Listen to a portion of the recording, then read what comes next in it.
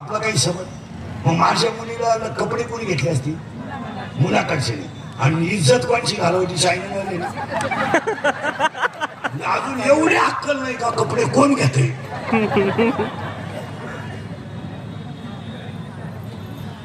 कोणी घेतले असतील तुम्ही सांगा ना मुलाचे मी घेतले आणि 2 दिवस नुसते युट्यूब वाले दांडका उठवला माणसं नालाय का असं वाटतं इतकी नाही आणि दुसऱ्याला किती त्रास द्यावा याला किंमत देऊ तुम्ही आम्हाला त्रास द्या ना आम्हाला द्या ना 25 वर्ष त्रास घ्यायला गेले आमच्या मुलाबाळांना काय तुम्हाला आम्हाला काय करायचं ते करा ना आम्ही 31 वर्ष लोकांच्या शिव्या खाण्यातच गेलेत ना आमची काय तुम्हाला इज्जत